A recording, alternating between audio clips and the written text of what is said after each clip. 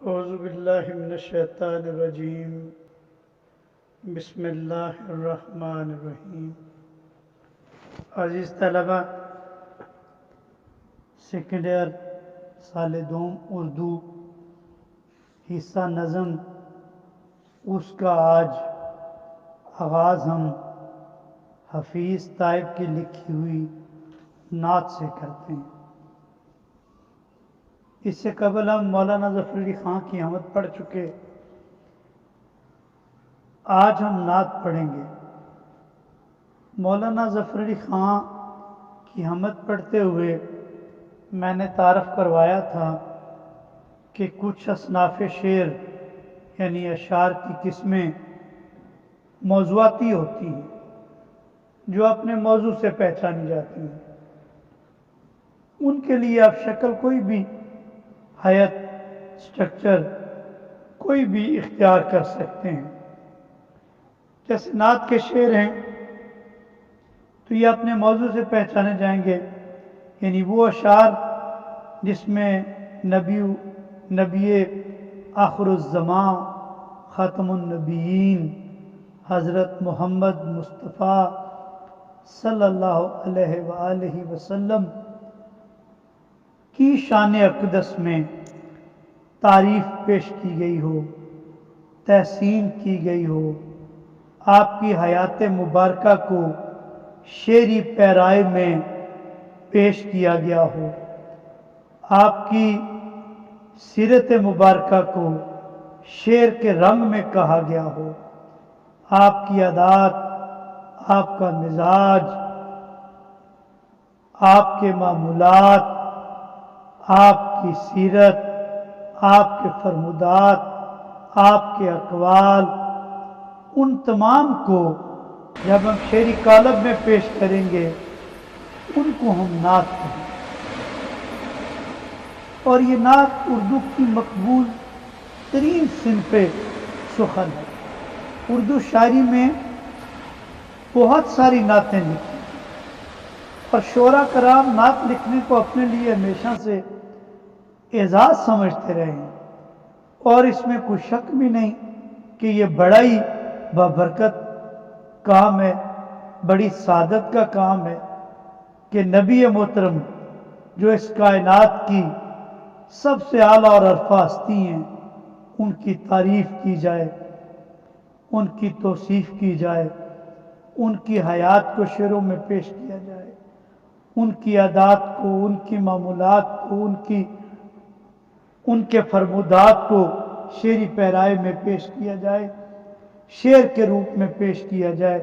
یہ ہر شخص کی خواہش ہے کہ وہ نعت سنے اور نعت پڑھے، اور ہر شاعر کی خواہش بھی ہوتی ہے کہ اللہ نے اگر اسے شاعری کا ملکہ دیا ہے تو وہ اس ملکے سے فائدہ اٹھاتے ہوئے نبی کریم صلی اللہ علیہ وسلم کی شان اقدس میں نعت ضرور کرے۔ اس لیے کم و بیش تمام اردو شعراء نے نعت مبارکہ ضرور کہی، یہاں تک کہ بعض سکھ اور ہندو جو مذہباً مسلمان نہیں ہیں انہوں نے بھی نبی کریم صلی اللہ علیہ وسلم کی شان اقدس میں نعتیں کہیں۔ اس کی وجہ یہ ہے کہ نبی محترم تو پوری کائنات کے لیے محسن ہے نا، آپ محسن انسانیت ہیں، آپ پوری کائنات کے انسانوں کا درد بانٹنے، دکھ بانٹنے، ان کے دکھوں کا مداوع کرنے، انہیں ہدایت دینے، انہیں راہ راست دکھانے، ان کے ساتھ بھلائی کرنے، انہیں ان کے اصل مقام سے آگاہ کرنے کے لیے تشریف لائے۔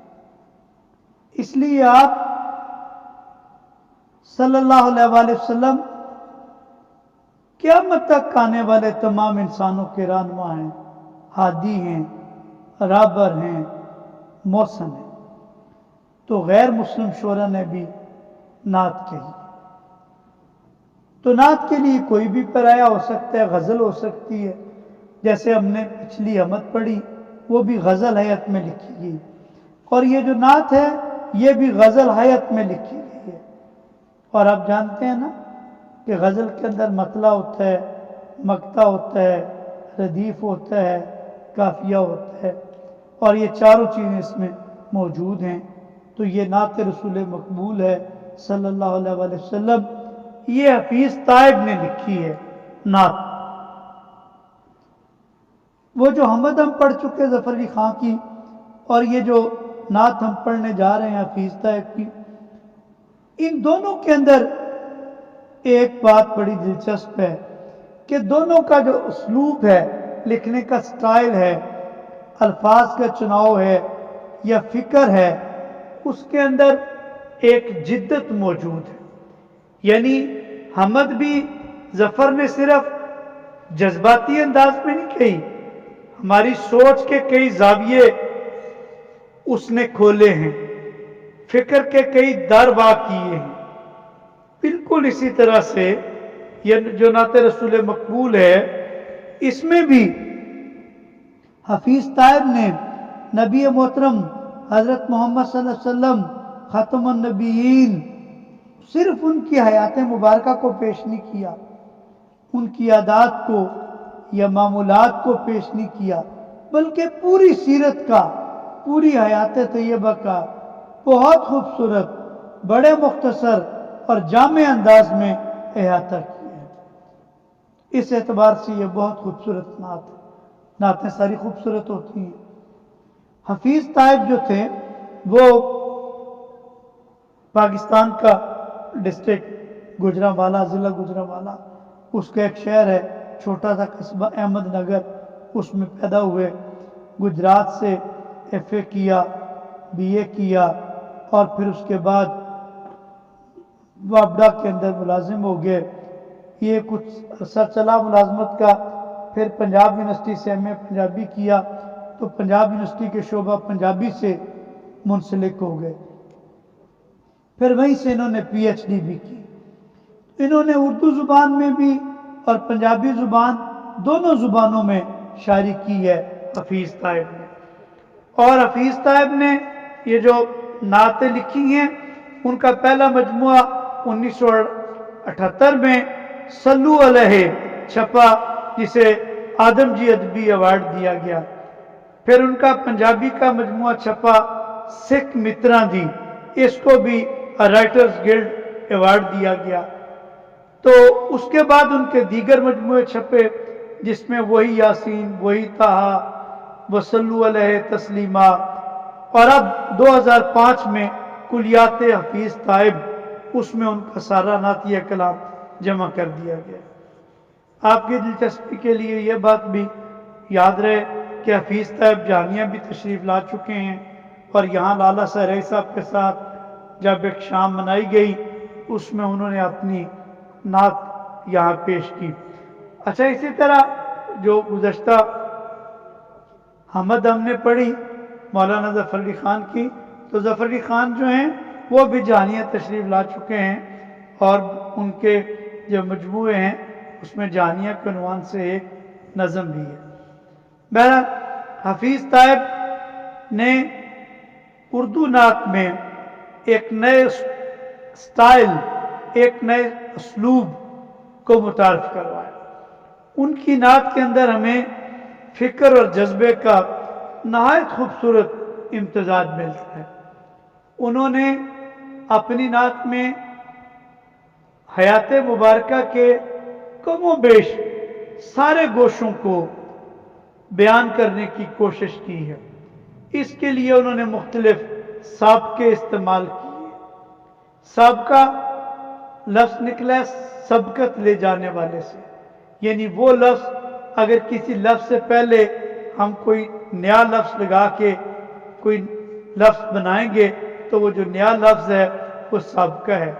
جیسے دل پذیر، اس میں دل سابقہ ہے، اور دل نواز، دل ساز یا چارہ ساز، تو چارہ دل، ان کو ہم سابقہ کہتے ہیں۔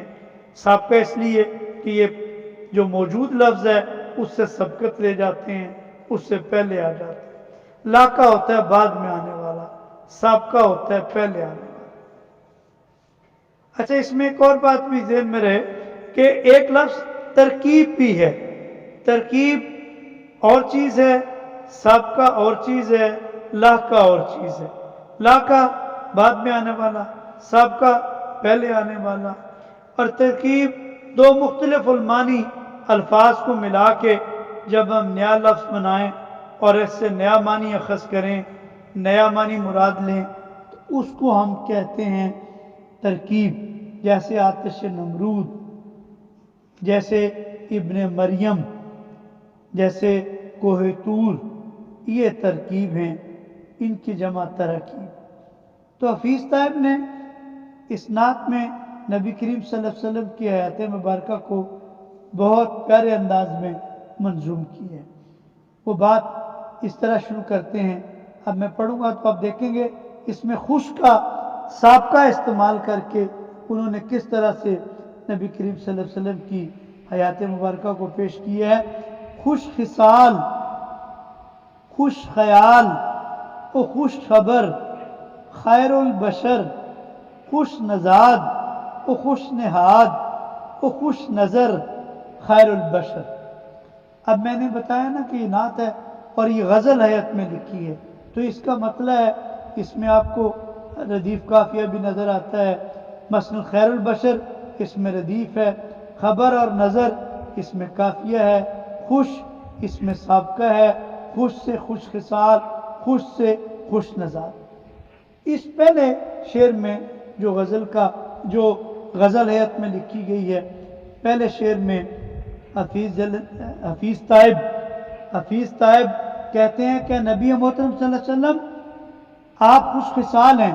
ذرا مشکل لفظ آپ سن لیں اور یاد رکھیں ان کو۔ خوش خصال اچھی خصلت والے، اچھی عادت والے، خوش خیال اچھی سوچ والے، اچھی فکر والے، خوش خبر لوگوں کو اچھی باتیں بتانے والے، اچھائی کی خبر دینے والے، اور خیر البشر اس کے دو معنی ہیں۔ ایک یہ کہ تمام انسانوں میں سب سے بہترین، سب سے اولا، سب سے بڑھیا، سب سے اعلیٰ، سب سے بہترین انسان نبی محترم صلی اللہ علیہ وسلم۔ اور دوسرا یہ خیر البشر کہ تمام بشر کا، تمام انسانوں کا بھلا چاہنے والا، خواہ وہ آپ صلی اللہ علیہ وسلم کے عہد میں موجود تھے، خواہ بعد میں آئے یا قیامت تک آئیں، اللہ کے نبی سب کا بھلا چاہتے ہیں۔ کیسے بھلا چاہتے ہیں؟ اپنی تعلیمات کے سبب۔ آپ چاہتے ہیں کہ تمام انسانیت نبی کریم صلی اللہ علیہ وسلم کی تعلیمات کو اختیار کر لے اور ان کی دنیا اور آخرت دونوں بھلی ہو جائے، اس لیے آپ کے لیے خیر البشر کا لقب اختیار کیا جاتا ہے کہ آپ تمام انسانوں کی خیر چاہنے والے ہیں، ان تمام انسانوں کی جنہوں نے ابھی آنا ہے دنیا میں اور جو آپ کے بعد آئے، ان تمام کے۔ اچھا دوسرا مصرع پڑھیں، خوش نژاد۔ نژاد کا مطلب کیا ہوتا ہے؟ نژاد کا مطلب ہے حسب نسب، خاندان، قبیلہ، کہ آپ کا قبیلہ بہت بڑھیا ہے۔ اور اس کے بعد اگلی بات کیا کی؟ آپ کا قبیلہ بہت بڑھیا، خوش نژاد اور خوش نہاد ہیں۔ خوش نہاد اچھی طینت والے، اچھی عادت والے، اچھی سوچ والے، اچھی فطرت والے، اور خوش نظر یعنی ہر ایک کو محبت کے ساتھ دیکھنے والے، ہر ایک کے ساتھ محبت سے پیش آنے والے، ہر ایک کے ساتھ بھلائی چاہنے والے۔ یعنی آپ نے زندگی میں کبھی کسی کو معذاللہ نفرت سے دیکھا ہی نہیں، ہمیشہ محبت سے دیکھا، ہمیشہ اچھی نظر ڈالی، اور آپ نہایت اچھی طینت، نہایت اچھی سوچ، نہایت اچھی فطرت، نہایت اچھی عادت کے مالک تھے، اور آپ بڑا اعلیٰ حسب نسب رکھتے تھے۔ آپ کا خاندان پورے عرب کے اندر اعلیٰ خاندان شمار ہوتا تھا۔ اللہ نے اپنے نبی کو کوئی معذاللہ گری پڑی قوم میں یا قبیلے میں نہیں نازل اتارا، نہیں محبوس کیا، اور اس وقت کی جو زبان ہے عربی زبان، وہ دنیا کی طاقتور ترین زبان تھی۔ اللہ نے اپنا آخری کلام جو قیامت تک زندہ رہنا ہے عربی زبان میں اتارا، تو آپ کو اعلیٰ نسب اور خاندان میں پیدا کیا، اور آپ صلی اللہ علیہ وسلم کے اوپر جو کتاب نازل کی وہ بھی دنیا کی اس وقت کی بہترین کتابوں زبانوں عربی میں نازل کی۔ انشاءاللہ مزید ہم اس پہ کل بات کریں گے۔ آپ کا بہت شکریہ، اس کو سنیں اور یاد رکھیں۔ اللہ حافظ۔ اعوذ باللہ من الشیطان الرجیم بسم اللہ الرحمن الرحیم۔ عزیز طلبہ، جاوید اصغر گورنمنٹ کالج جہانیہ سے سرمایہ اردو سال دوم کی اردو کی کتاب اردو لازمی، اس کا حصہ نظم، اور حصہ نظم میں نعت جو حفیظ طیب کی تخلیق کردہ ہے۔ آج ایک لیکچر ہوا جس میں میں نے تعارف کروایا کہ نعت کسے کہتے ہیں، اور پھر یہ بھی بتایا کہ حفیظ طیب کون تھے اور ان کی نعت کی کیا انفرادیت ہے۔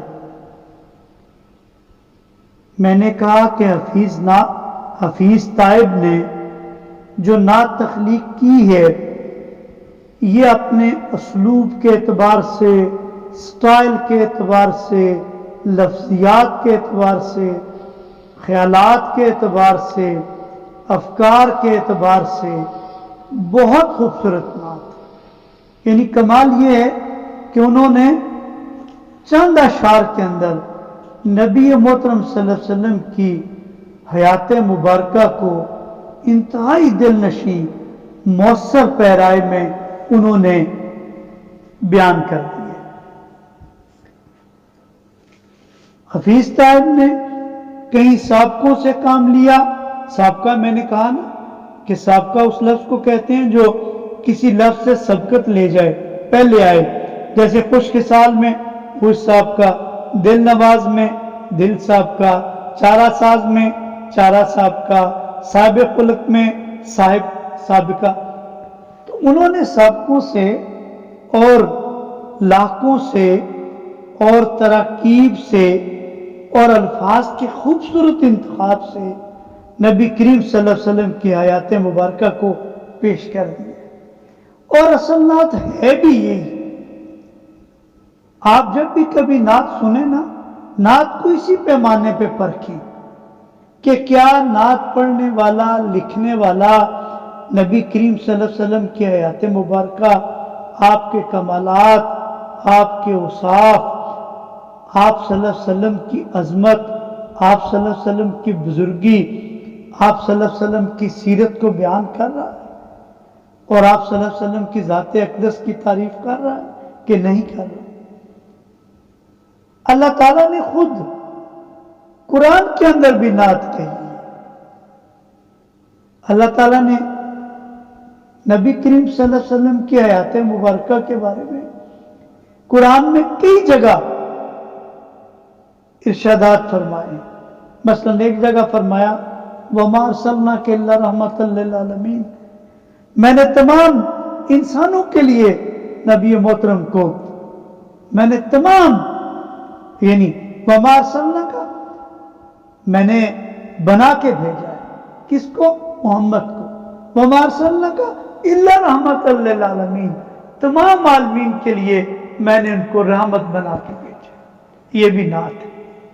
لَقَدْ كَانَ لَكُمْ فِي رَسُولِ اللَّهِ أُسْوَةٌ حَسَنَةٌ، تمہارے لیے اگر کوئی بہترین نمونہ، اعلیٰ ترین سیرت ہو سکتی ہے تو وہ صرف نبی کریم کی سیرت ہو سکتی ہے صلی اللہ علیہ وسلم کی۔ یہ بھی نعت ہے۔ یا ایھا المزمل یا ایھا المدثر، آپ محسن انسانیت ہیں، آپ خیر البشر ہیں۔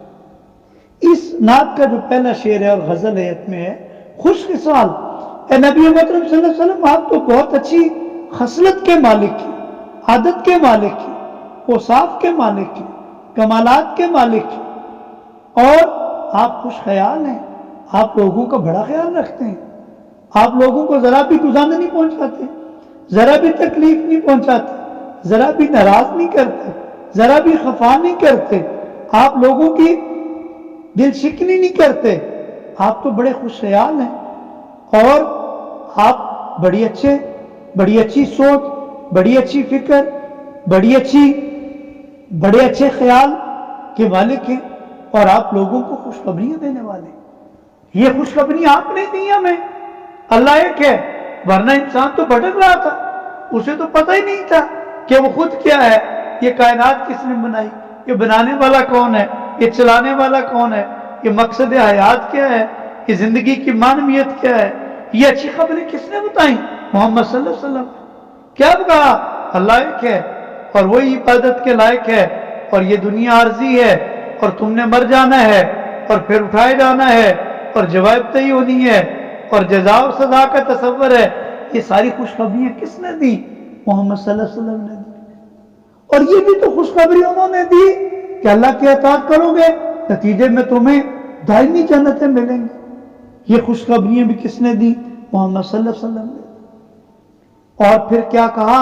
خیر البشر، اے نبی محترم صلی اللہ علیہ وسلم، آپ تمام انسانوں میں سب سے اعلیٰ، سب سے اعلیٰ، سب سے اولا، سب سے افضل، سب سے اکمل، سب سے کامل، سب سے بہترین انسان آپ ہیں۔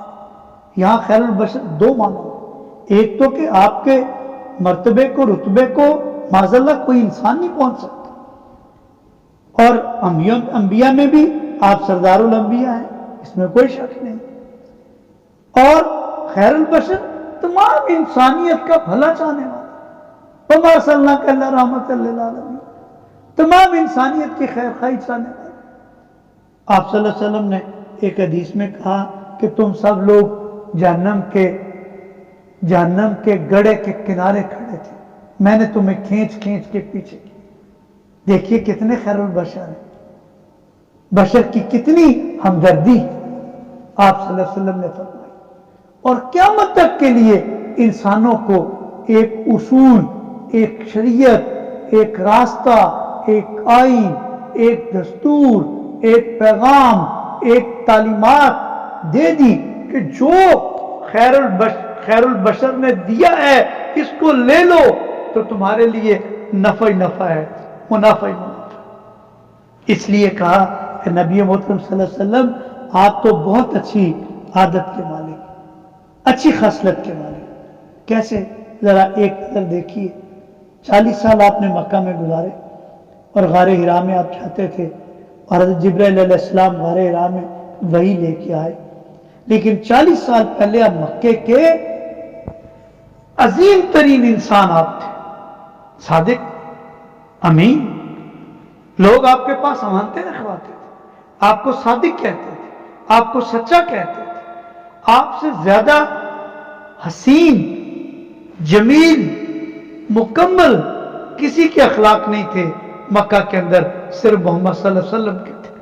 جب بھی کسی عظیم ترین ہستی کی بات ہوتی تھی، اچھی خصلت، اچھی سوچ، اچھی فکر والے کی بات ہوتی تھی، تو ساری انگلیاں، سارے اشارے محمد کی ذات کی طرف جاتے تھے صلی اللہ علیہ وسلم۔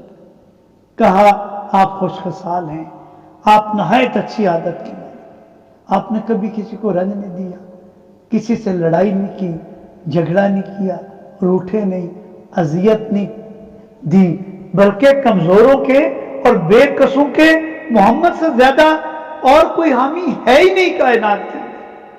اور وہ واقعہ بھی تو یاد ہونا چاہیے نا، جب آپ کے اوپر وحی آئی، حضرت جبرائیل علیہ السلام لے کے آئے، آپ گھبرائے ہوئے آئے، حضرت خدیجہ رضی اللہ تعالیٰ عنہ آپ کی شریک حیات زوجہ محترمہ سے کہا مجھے چادر اڑا دیجئے، آپ نے تسلی دی، آپ نے کہا اللہ آپ کو تنہا نہیں چھوڑے گا، آپ غریبوں کا خیال کرتے ہیں، لوگوں کے کام آتے ہیں، رشتہ داروں کا خیال کرتے ہیں، اس لیے کہا کہ آپ تو خوش خصال ہیں، اور آپ تو بہت بڑی اچھی سوچ کے مالک ہیں، اور لوگوں کو خوشخبریاں دینے والے ہیں، اور پوری انسانیت کی بھلائی چاہنے والے ہیں، اور تمام انسانوں میں آپ کا جو رتبہ اور مقام ہے بہت ہی بڑھ گیا ہے۔ اور پھر کہا خوش نژاد، آپ اعلیٰ حسب نسب کے مالک ہیں۔ حضرت محمد صلی اللہ علیہ وسلم، میں نے گزشتہ لیکچر میں بھی کہا، آپ کا جو خاندان تھا یہ عبد المطلب آپ کے دادا تھے، یہ جو حضرت عبد المطلب کی جو شاخ ہے یہ قریش کا انتہائی معتبر قبیلہ تھا، اور پورے عرب میں اس قبیلے کا بے پناہ احترام کیا جاتا تھا۔ حضرت عبد المطلب بذات خود بہت نیک تینت آدمی تھے، بذات خود بہت نیک فطرت آدمی تھے، بڑے عادل آدمی تھے، بڑے نرم خو تھے، اور اللہ نے اپنے نبی کو اس عظیم قبیلے میں حضرت عبد المطلب کی شاخ میں آپ کو پیدا کیا، اس لیے آپ بڑے اعلیٰ حسب نسب کے مالک تھے۔ اور پھر یہ آپ کی تینت، آپ کی سوچ، آپ کی فکر، آپ کا طرز عمل وہ انتہائی اچھا تھا، یعنی کسی کے بارے میں کوئی بدگمانی نہیں، کسی کے بارے میں کوئی غلط بات ہی نہیں، کسی کے بارے میں کوئی غلط رائے نہیں، ہمیشہ خوشگواری، ہمیشہ اچھی رائے، ہمیشہ خوبصورت رائے، ہمیشہ درست فیصلہ۔ حجر اسود نصب کرنے کا واقعہ تاریخی کتابوں میں ہے، آپ کو بھی پڑھیں، آپ کو اندازہ ہوگا کہ آپ کیسے نیک تینت تھے، کس طرح سے آپ نے عرب کو ایک بہت بڑی جنگ سے بچایا جب آپ نے حجر اسود جو ہے کعبۃ اللہ میں نصب کی۔ تو آپ نیک تینت تھے اور خوش نظر، سب کو محبت بھری نظروں سے دیکھتے تھے، اور وہی آنے کے بعد تو جیسے آپ اس بات کے تمنائی تھے اور اس بات کے آرزومند تھے کہ سارے لوگ اسلام قبول کر لیں، یعنی آپ چاہتے تھے کہ لوگ آگ میں نہ جلیں، آپ چاہتے تھے لوگ بت پرستی چھوڑ دیں، آپ چاہتے تھے لوگ شرک سے بیزار ہو جائیں، آپ چاہتے تھے کہ انسانوں کے اندر جو اصل انسانیت ہے وہ اجاگر ہو جائے اور لوگ مقصد حیات سے آگاہ ہو جائے۔ اس لیے نبی کریم صلی اللہ علیہ وسلم ہر ایک کو محبت بھری نظروں سے دیکھتے تھے، اور مشرکین آپ کے جان کے دشمن بن گئے، لیکن آپ نے کبھی کسی کو نقصان نہیں پہنچایا، آپ صلی اللہ علیہ وسلم نے کبھی کسی کو برا بھلا نہیں کہا۔ وہی آنے کے بعد آپ نے ایک مدت خاموشی کے ساتھ تبلیغ کی، بعد میں پھر میں نے جیسے پچھلے لیکچر میں ذکر کیا، عمر فاروق رضی اللہ تعالیٰ عنہ، حضرت حمزہ رضی اللہ تعالیٰ عنہ، ان کے قبول اسلام کے بعد پھر اعلان اسلام کی تبلیغ کا آغاز ہو گیا، لیکن آپ کے اوپر پتھر برسائے گئے۔ طائف کا واقعہ آپ کے سامنے ہے، کیسے نالان مبارک تک خون آ گیا، کیسے اللہ کی غیرت جوش میں آئی، کیسے جبرائیل پہاڑوں کے فرشتے کے ساتھ آئے کہ آپ چاہیں تو پیس کے رکھ دیے۔ لیکن دیکھیے کیا کہہ رہا ہوں میں، خوش نظر لوگوں کے بارے میں اچھی رائے رکھنے والے، اچھی نظر ڈالنے والے، محبت رکھنے والے اپنے دل میں۔ فرمایا نہیں ہو سکتا ہے ان کی آنے والی نسلوں میں دین اسلام کو قبول کرنے کی صلاحیت اللہ پیدا کر۔ آپ صلی اللہ علیہ وسلم خوش نظر تھے، خوش نہاد تھے، آپ صلی اللہ علیہ وسلم افسردہ لوگوں کو خوشخبریاں سنانے والے تھے، نیک کاموں پر آپ صلی اللہ علیہ وسلم لوگوں کو خوشخبریاں سنانے والے تھے، آپ صلی اللہ علیہ وسلم مردہ دلوں کو، مایوس دلوں کے اندر بھی زندگی کی ترنگ اور امنگ پیدا کر دیتے تھے، آپ اس پوری کائنات کا بھلا چاہتے تھے، اور آپ خیر البشر تھے۔ اور حفیظ طیب نے بڑے خوبصورت انداز میں اس پہلے شعر میں آپ صلی اللہ علیہ وسلم کی سیرت کے کئی پہلو ہمارے سامنے رکھے ہیں۔ حفیظ طیب کہتے ہیں کہ آپ نہایت اچھی عادات کے مالک تھے، نہایت اچھی سوچ کے مالک تھے، نہایت اچھے خیالات کے مالک تھے، نہایت اچھی خبریں دینے والے تھے، تمام انسانیت کا بھلا چاہنے والے تھے، اعلیٰ حسب نسب اور قبیلہ رکھتے تھے، انتہائی خوبصورت فطرت، عادت، مزاج، رویہ، سوچ، فکر، عمل رکھتے تھے، اور لوگوں کو محبت بھری نظروں سے دیکھتے تھے، اور تمام انسانوں کی بھلائی چاہتے تھے۔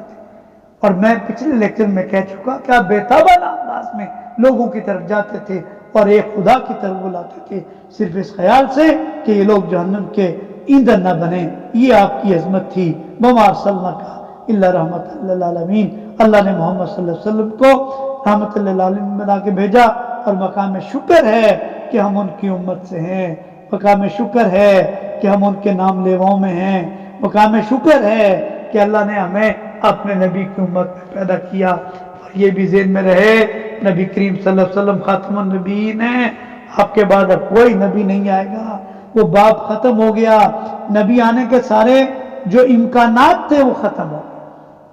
نبی کیوں آتا تھا اس پہ انشاءاللہ ہم کل بات کریں گے۔ آپ کا بہت شکریہ، اللہ حافظ۔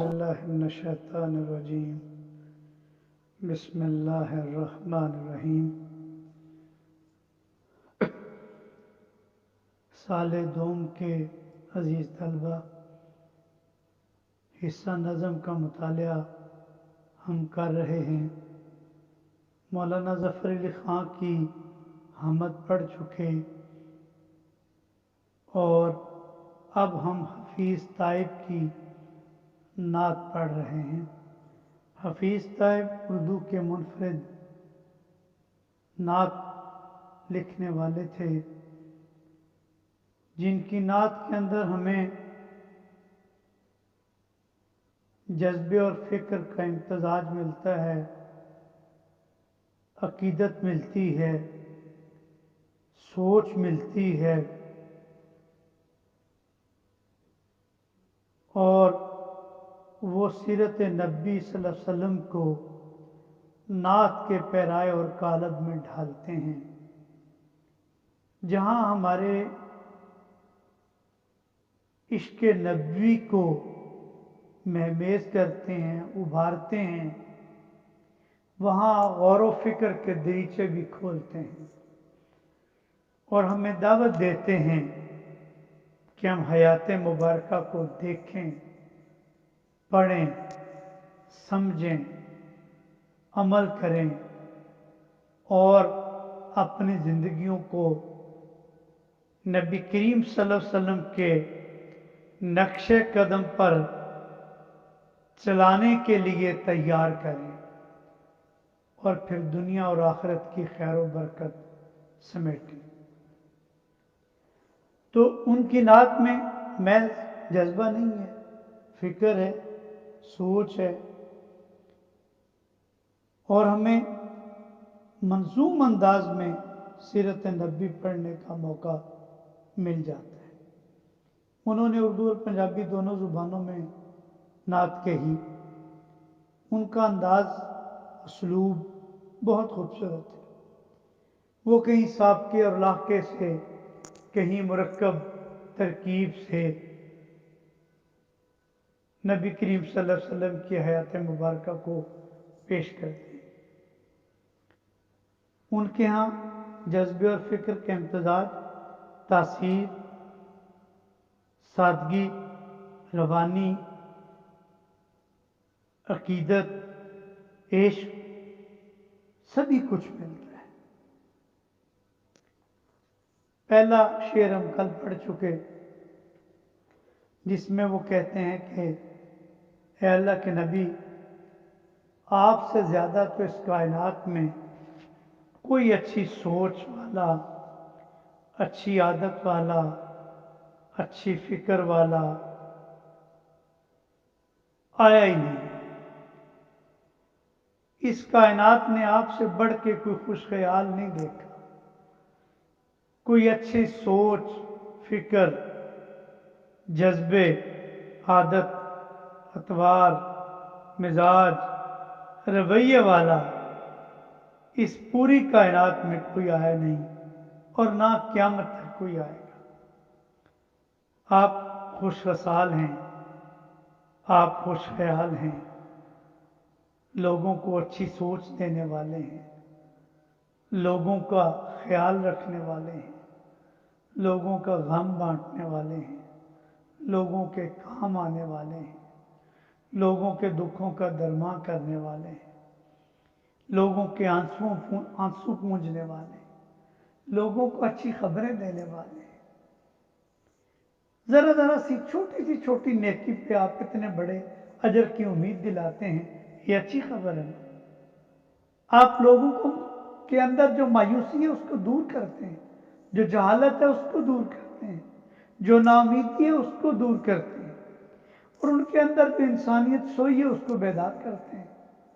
اور آپ خیر البشر ہیں، کائنات کے سب سے عظیم ترین بشر، سب سے اولا، سب سے بڑی آپ ہیں، اور پھر خیر البشر ہیں، مطلب یہ بھی کہ آپ تمام انسانوں کے قیامت تک آنے والے انسانوں کی بھلائی چاہتے ہیں، اور آپ بڑا اعلیٰ حسب نسب رکھتے ہیں۔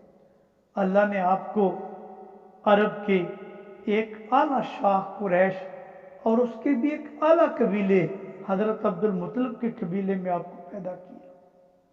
پھر آپ بڑی اچھی طینت رکھتے ہیں، فطرت رکھتے ہیں، سوچ رکھتے ہیں، کبھی کسی کا برا نہیں چاہتے، برا نہیں سوچتے، بھلا چاہتے ہیں، بھلائی چاہتے ہیں. معذاللہ کوئی منفیت آپ کے ذات میں ہے ہی نہیں، تھی نہیں. حالانکہ 40 سال آپ نے مدینہ مکہ المکرمہ میں آپ نے گزارے، اسی معاشرے میں جس میں ہر جرم روا تھا، ہر برائی موجود تھی، کوئی اخلاقیات نہیں تھی. آپ نے ساری اخلاقیات کی پابندی کر کے تمام انسانوں کے لیے پیغام چھوڑا.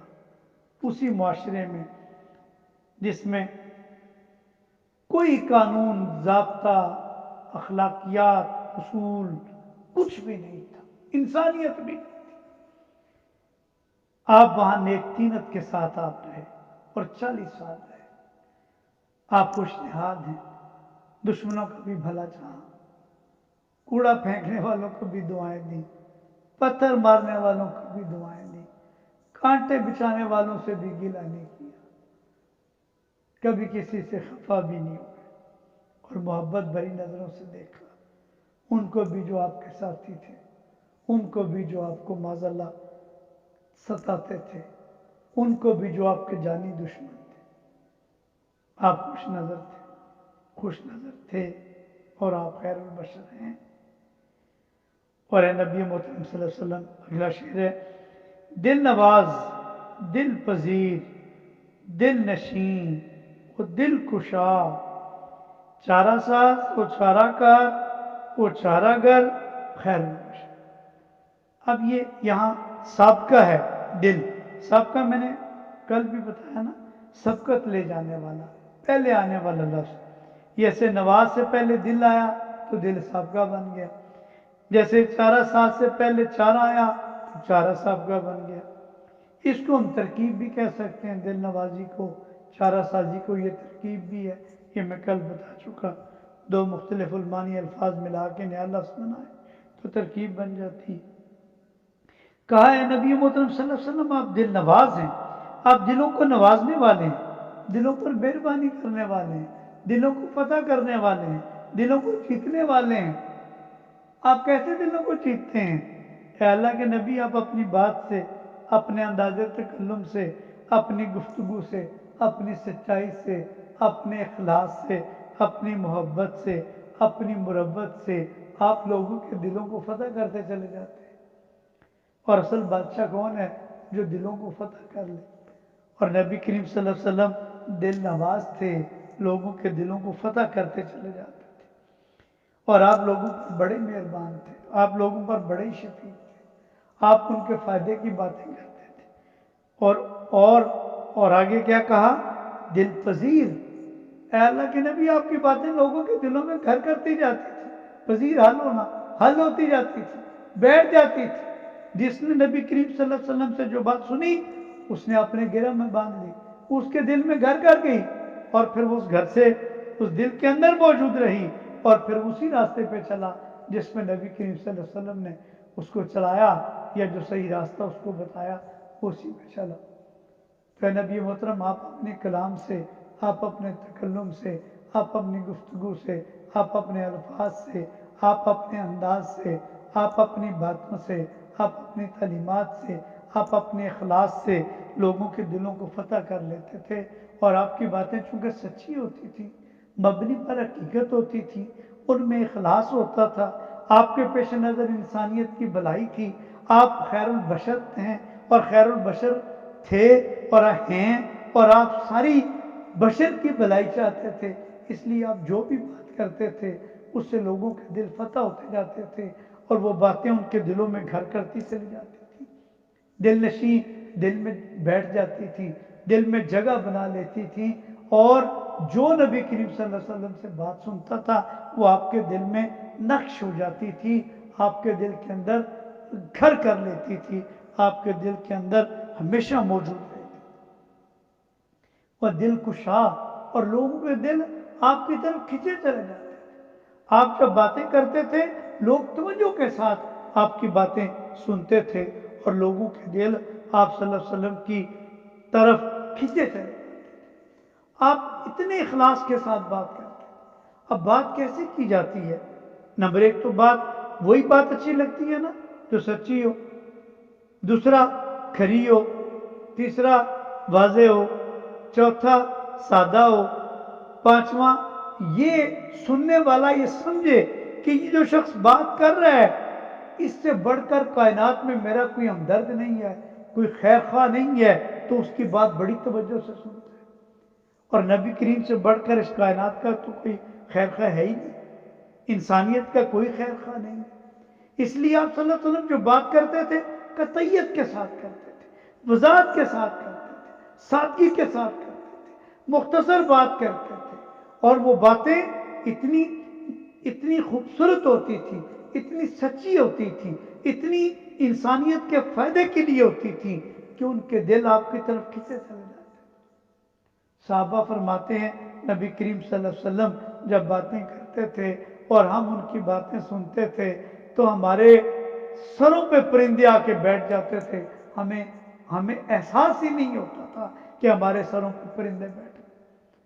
آج بھی کبھی آپ حدیث مبارکہ پڑھیے نا اور اس کو یاد کیجئے، اور وہ دل آپ کے دل میں یقیناً گھر کر جائے گی، اور جب کرے گی تو آپ میں اور اشتیاق پیدا ہوگا کہ آپ نبی کریم صلی اللہ علیہ وسلم کی باتیں پڑھیں، آپ نبی کریم صلی اللہ علیہ وسلم کی باتیں پڑھیں، سیکھیں، سمجھیں، ان کی سیرت کو سمجھیں۔ اور پھر کیا کہا، اے اللہ کے نبی، آپ نے اپنے تکلم سے، اپنی گفتگو سے، اپنی تعلیمات سے ہمارے دلوں کو فتح کر لیا، آپ کی باتیں ہمارے دلوں میں گھر کر گئیں، آپ کی باتیں ہمارے دلوں کی تہ میں بیٹھ گئیں، آپ نے جو کچھ کہا وہ مبنی پر حقیقت تھا اور ہماری بھلائی کے لیے تھا اور دنیا اور آخرت میں ہمارے فائدے کے لیے تھا۔ اور اگلا مصرع ہے چارہ ساز، چارہ کار، چارہ گر۔ چارہ ساز دکھوں کا علاج کرنے والا، چارہ علاج کو کہتے ہیں، چارہ ساز علاج کرنے والا، چارہ کار بھی علاج کرنے والا، کار کام کو کہتے ہیں، چارہ علاج کو یعنی بیماری کا علاج کرنا، چارہ گر اس کے معنی بھی یہی ہیں، چارہ کار کے معنی بھی علاج کرنے والا، طبیب، معالج، چارہ کار بھلائی کرنے والا، ہمت بندھانے والا، چارہ ساز علاج کرنے والا، غم خاری کرنے والا، دکھ بانٹنے والا۔ تو نبی کریم صلی اللہ علیہ وسلم تو انسانیت کے دکھ بانٹنے آئے تھے، لوگوں کے دکھوں کا مداوع کرنے آئے تھے، لوگوں کے دکھوں کا علاج کرنے آئے تھے، ان کی چارہ سازی کرنے آئے تھے، ان کی چارہ گری کرنے آئے تھے، ان کی چارہ کاری کرنے آئے تھے۔ کیا تھا؟ لوگوں کو دکھ کیا تھا، غم کیا تھا جس کا آپ نے علاج کیا؟ ایک تو لوگوں کو شرک کا مسئلہ تھا، ایک خدا کے سوا باقی خداؤں کی پوجا کرتے تھے، اللہ کے نبی نے منع کیا، راہ راست پہ لے کے ان کے اندر موت کا خوف تھا، اللہ کے نبی نے اپنی تعلیمات سے اس کو دور کیا، ان کے اندر مایوسی تھی، اللہ تعالیٰ نے ان کی مایوسی، اللہ کے نبی نے ان کی مایوسی کو دور کیا، اس میں روشنی پیدا کر دی۔ وہ یہ سمجھتے تھے کہ جیسے جانور زندہ رہتے ہیں وہ بھی ایسے ہی ہیں، اللہ کے نبی نے بتایا نہیں، تم ایک مقصد حیات رکھتے ہو، تمہاری زندگی کا ایک مقصد ہے، اور وہ مقصد کیا ہے؟ اللہ کی عبادت کرنا ہے، انسانیت کے کام آنا ہے، لوگوں کے دکھ بانٹنا ہے، لوگوں کے آنسو پونچھنا ہے، احسار کرنا ہے، ہمدردی کرنی ہے، غمخواری کرنی ہے، لوگوں کی مدد کرنی ہے، اور لوگوں کے ساتھ اچھے طریقے سے پیش آنا ہے، اور اپنے اندر کے دکھ دور کرنے ہیں، اپنے اندر کی جہالت کو ختم کرنا ہے، اپنے اندر کے شرک کو ختم کرنا ہے، مقصد حیات سے آگاہ ہونا ہے، اسلام کی تعلیمات کو اپنانا ہے، اور تمام مخلوقات میں اللہ نے آپ کو اپنا نائب بنایا ہے تو نائب کے منصب پہ فیض رہے۔ یہ اللہ کے نبی نے ہر انسان کی چارہ گری کی، چارہ سازی کی، اور یہ چارہ گری، چارہ سازی اب بھی ہو رہی ہے، نبی صلی اللہ علیہ وسلم کی تعلیمات موجود ہیں۔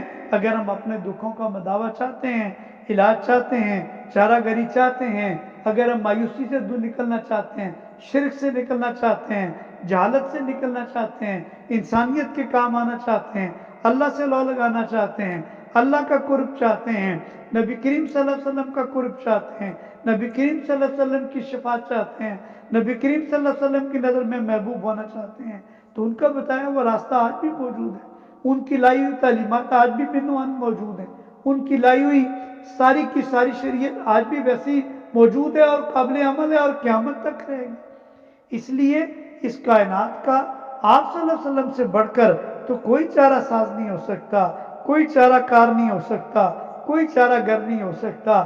آپ نے لوگوں کے دکھوں کا مداوع کیا. آپ صلی اللہ علیہ وسلم نے لوگوں کے دلوں میں محبت پیدا کی. آپ صلی اللہ علیہ وسلم نے لوگوں کے دلوں کو مایوسی سے نکالا.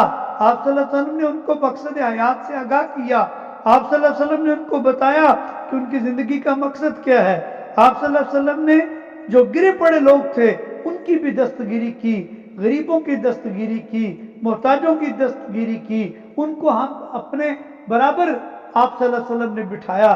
دیکھیے غلاموں کو آپ نے کس مقام پر پہنچا دیا. جو کم تئی دست لوگ تھے، جو کمزور لوگ تھے، جو معاشرہ جن کو کوئی اہمیت نہیں دیتا تھا، اللہ کے نبی نے ان کی چارہ گری کر کے، چارہ سازی کر کے کیسے کیسے اعلی مقامات ان کو عطا فرمائے. آپ نے گرے پڑے لوگوں کی دستگیری کی، بے چاروں کی چارہ گری کی. آپ نے بیمار لوگوں کو شفا دی. وہ لوگ جو کچھ سوچنے سمجھنے سے قاصر تھے ان کی سوچ کو، ان کے ذہن کو وسعت دی. وہ لوگ جو حق بات نہیں کر سکتے تھے ان کی زبانوں کو حق کہنے کی طاقت عطا کی. وہ لوگ جو شرک کے بوجھ تلے دبے ہوئے تھے انہیں وہاں سے نکال کے توحید کے راستے پہ گامزن کیا. وہ لوگ جو جہالت میں غرق تھے انہیں روشنی کی طرف لے کے آئے.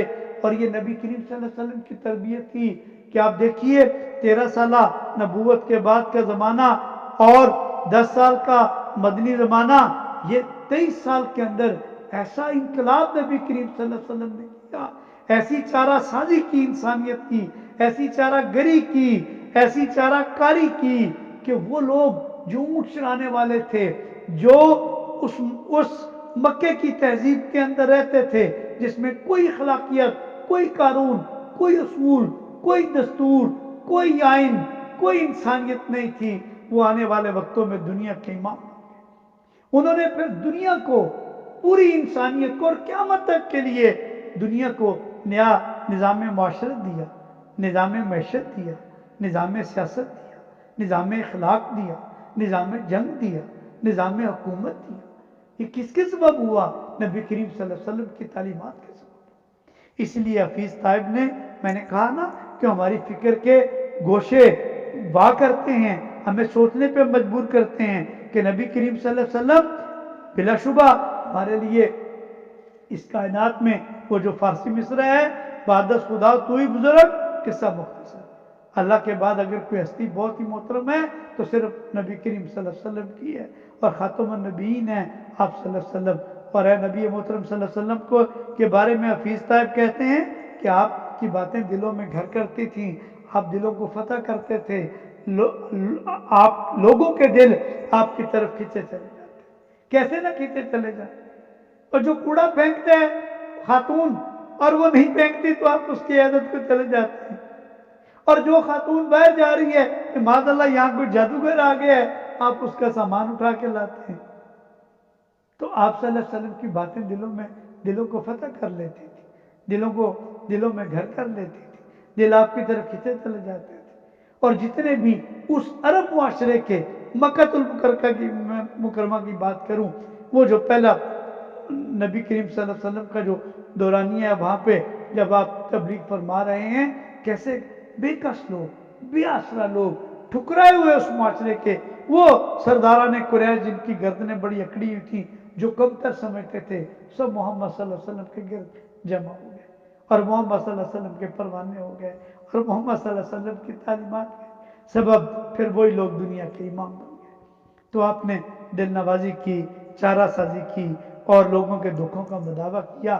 آج بھی یہ بھٹکتی ہوئی انسانیت اگر چاہتی ہے کہ وہ پھر سے عروج حاصل کرے اور انسان واقعی صحیح معنوں میں انسان کے طور پہ اس دنیا میں زندہ رہے اور مقصد حیات سے آگاہ ہو، تو اس کے لیے ایک ہی راستہ ہے، اور وہ محمد صلی اللہ علیہ وسلم کا لایا ہوا جو دین ہے، جو راستہ ہے، جو تعلیمات ہیں، ان کو اپنائے تو یقیناً دنیا کے دکھوں کا مداوع آج بھی ہو سکتا ہے کہ نبی کریم صلی اللہ علیہ وسلم کی تعلیمات تو منون آج بھی موجود ہیں. اللہ